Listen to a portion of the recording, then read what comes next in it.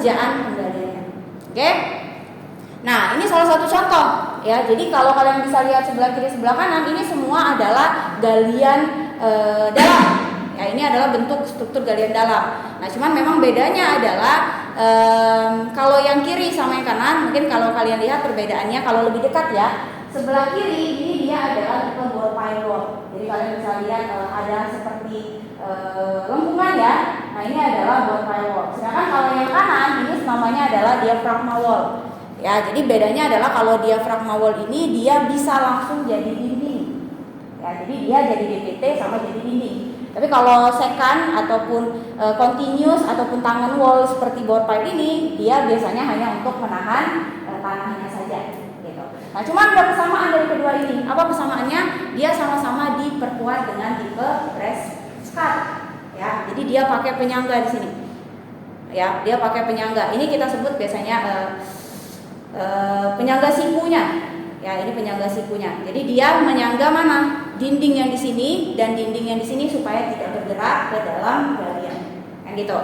Oke, nah cuman ada perbedaannya. Walaupun dia sama-sama pakai tipe breast cut, bedanya adalah apa?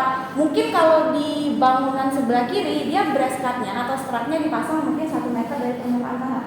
Ya, tapi kalau yang di sini mungkin dia dipasang di 0,5 meter dari permukaan tanah. Artinya walaupun tipenya sama, dia akan desain pemasangannya pun akan berbeda. Sehingga kalau desain pemasangannya berbeda, tahapan konstruksinya juga akan berbeda.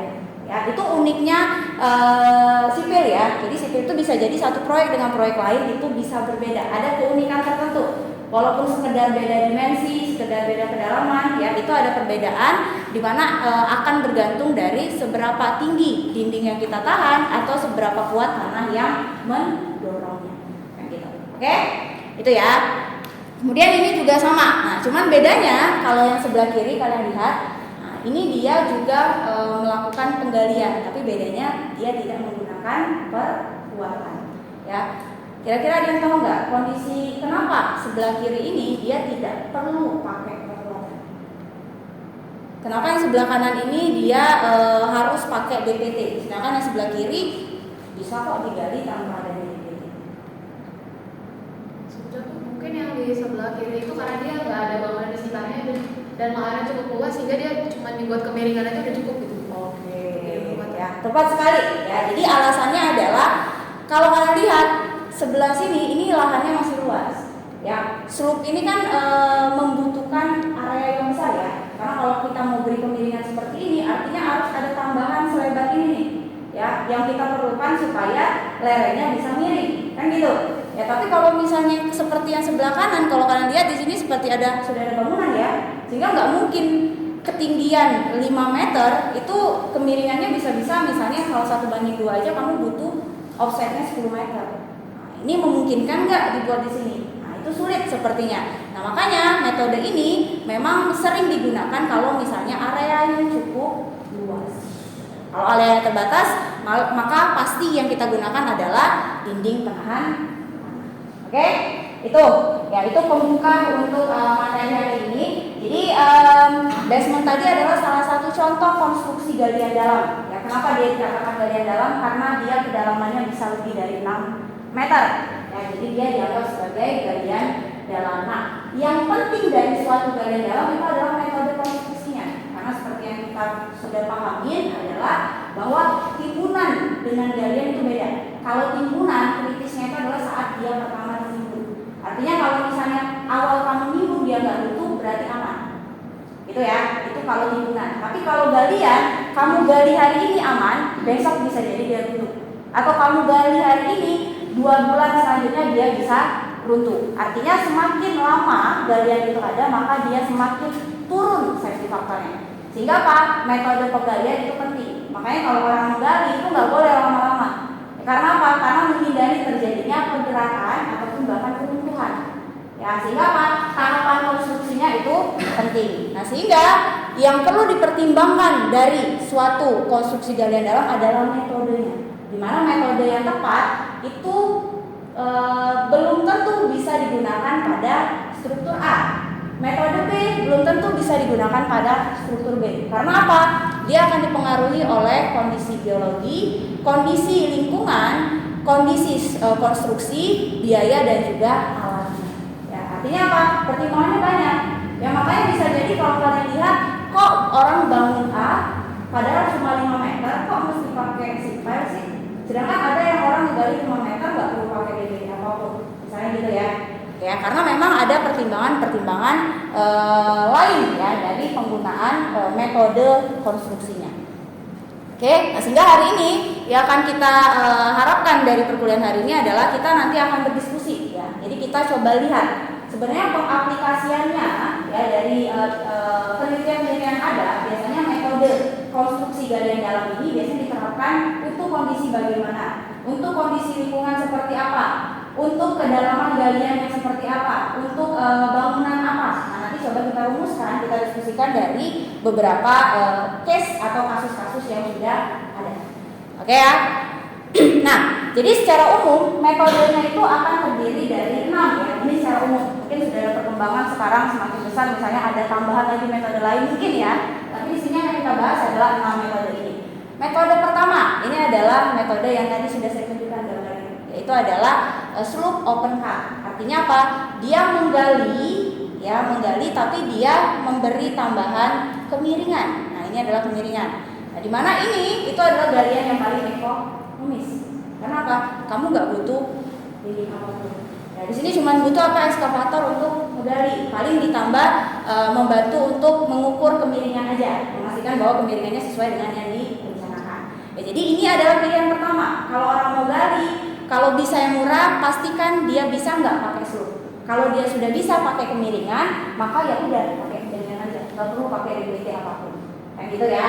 Nah ini adalah slope open cut. Kemudian kalau yang kedua, nah ini dia juga open cut. Jadi dia juga digali secara terbuka, baru nanti strukturnya dipasang setelah semua sudah digali.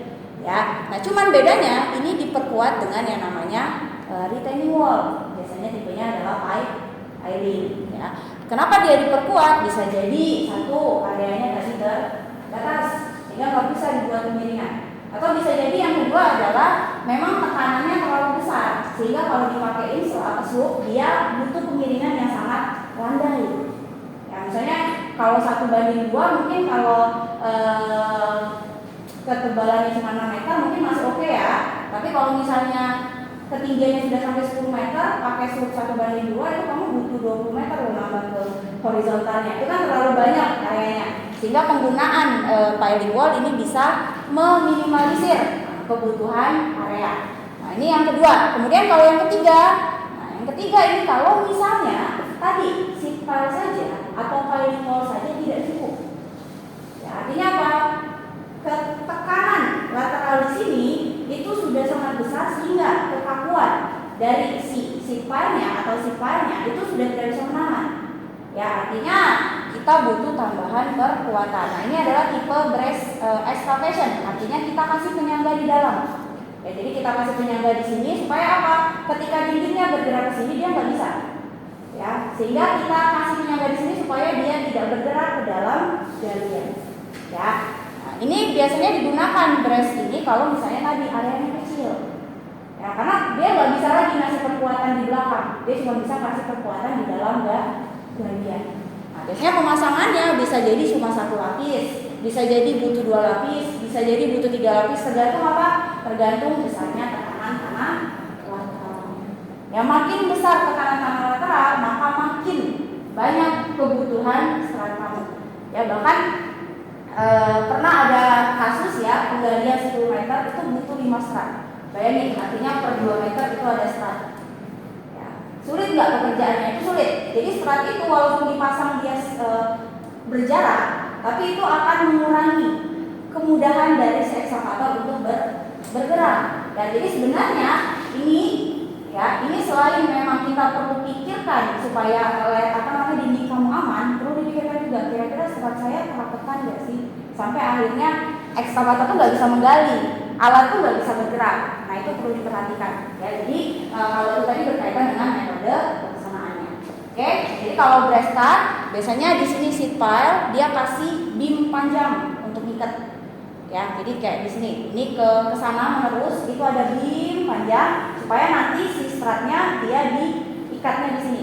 Jadi diikatnya bukan di seat pile, yang diikat di seat pile itu adalah si wall beamnya ini. Ya, jadi dia secara memanjang dipasang ke seat pile-nya. Oke, ini adalah brace. Kemudian yang keempat itu adalah angkur. Nah, bedanya brace apa? Kalau brace dia nahannya dari dalam, ya. Tapi kalau angkur dia narik dari belakang.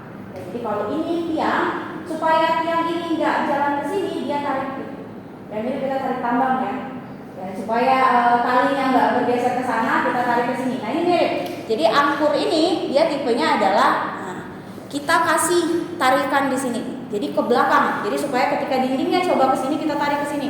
Jadi dia tidak punya kemampuan untuk bergerak ke sini. Jadi kalau sistem seperti ini artinya kamu memberi fasi tapi dari angkurnya. Oke? Ya, jadi kita mencoba membuat agar dinding ini bergeraknya ke belakang bukan ke dalam galian. Oke? Ini yang angkur. Kemudian ini adalah island excavation method. Jadi kalau island excavation method dia tipenya adalah dia pakai DPT, tapi sebenarnya hanya tahapan penggaliannya yang berbeda. Bedanya apa? Dia di sini pakai yang namanya counterweight. Counterweight itu apa istilahnya ya? Jadi semacam kita kasih tahanan supaya dinding itu tidak bergerak. Ini counterweight. Jadi dia seolah membuat seperti ini. Sebenarnya saya tuh sudah gali 5 meter. Semuanya sudah saya gali. Tapi supaya dinding saya tidak bergerak terlalu besar, karena penggalian 5 meter, seolah-olah dia kasih sisa tanah untuk menahan. Ya, jadi tanahnya ini seolah-olah menahan supaya nggak benar-benar bergerak tuh 5 meternya. Makanya di sini yang dia gali adalah yang di dalam. Nah, kemudian sebelum ini dia gali, maka yang di dalam ini dia bangun dulu. Sehingga nanti kita bisa kasih penyangga antara dinding dengan bangunan. Ya, jadi seperti memberi perkuatan, tapi perkuatannya dari bangunan yang sudah dibangun. Nah, ini adalah metode island excavation. Kemudian yang ke-6 ya, ini adalah top down construction. Ya, jadi kalau tadi kita sebut sebagai bottom up. Bottom up kenapa? Karena kamu gali dulu, baru kamu bangun dari bawah ke atas. Gitu kan ya? Nah, cuman kalau yang ini adalah top down. Kalau top down itu ada sistemnya dari atas sambil digali sambil dibangun. Nah, itu adalah biasanya pekerjaan basement dilakukan. Nah, contohnya ini. Jadi pertama kita pasang retaining wall, kita sudah pancang fondasi, kita kasih beam, kolom, ya kolomnya sudah kita pasang sampai atas. Kemudian nanti dari lantai sini permukaan ke lantai sini itu digali. Tapi setelah digali sambil dia bangun platnya. Ya. Jadi si kolom ini anggapannya penyangganya sudah. Jadi kamu kolomnya sudah jadi sehingga nanti pas dia sudah digali langsung jadi itu lantai itu. Baru nanti dia lanjut ke galian yang kedua, langsung bangun lantainya, lanjut ke galian terakhir. Ini adalah top down. Ini yang paling sering digunakan pada pekerjaan basement. Karena apa? Karena dia menghemat waktu. Jadi kamu sambil gali sambil bangun. Jadi secara waktu ini lebih efisien dibanding kamu pakai metode yang tadi bottom up. Jadi gali dulu baru pasang. Nah itu lebih lama, ya. Jadi ini lebih menguntungkan secara waktu. Oke. Kemudian yang terakhir itu adalah zone excavation. Jadi kalau zone excavation ini dia menggali itu dari beberapa section. Contoh, saya punya 10x10 area galian. Saya ambil dulu sisi ini, saya gali. Selesai ini gali, saya kasih perkuatan, baru saya gali sebelahnya. Tujuannya apa? Tujuannya supaya kalau misalnya kamu gali secara menyeluruh, maka bisa jadi dinding yang di sini itu mengalami pergeseran. Ya, jadi supaya ngatasi dia tidak bergeser, ya udah saya gali dulu satu sisi, saya kasih perkuatan, baru saya gali yang sana supaya dinding ini nggak bergerak dulu. Ya, dinding sini boleh bergerak. Nah, tapi nanti pas sudah digali, saya pasang lagi supaya tidak terjadi pergerakan lagi. Jadi metodenya itu adalah meminimalisir dia supaya tidak ada pergerakan. Oke, kemudian yang selanjutnya adalah jenis-jenis lingkungan tanah. Kalau piling wall itu kita bisa pakai solder pile, sheet pile, column pile ataupun diafragma wall. Oke, jadi kalau solder pile sistemnya seperti ini, pasti kalian sering lihat. Jadi dia punya beam, terus nanti seolah-olah dipasang kayak semacam papan balok beton gitu ya. Jadi dipasang, tapi beamnya itu dipasangnya per jarak berapa meter gitu yang ini. Ininya di jarak berapa meter. Oke, kemudian ini sheet pile. Ya, sheet pile ini bisa ada yang baja, bisa ada yang konkret. Biasanya kalau baja untuk penggalian temporary. atau yang tidak permanen. Misalnya orang mau bangun pipet, dia mau gali, nah biasanya dia pasti pasangnya adalah si pipe aja, karena dia bisa dicabut. Tapi kalau dia konkret, biasanya untuk yang permanen. Oke, kemudian ini yang column pile. Jadi ada tipe yang second, ada tangan, ada contiguous, ada second wall. Jadi bedanya ini adalah kalau contiguous biasanya dia punya jarak. Ya, tapi jangan khawatir, kalau jarak seperti ini biasanya ditutupi dia pakai substrate, ya. Jadi dia disemprot growting gitu ya, supaya apa? Tanah di sekitar ini tidak akan runtuh. Tapi kalau yang second ini dia celahnya diisi dengan kolom beton tapi tidak ada ruangan. Jadi tidak ada kekuatan khusus. Ya, sedangkan kalau tangan juga mirip, tapi tangan ini dia dibuat rapat. Kalau ini kan dia dibuat overlap ya. Jadi pasang dulu yang ini, baru nanti pasang yang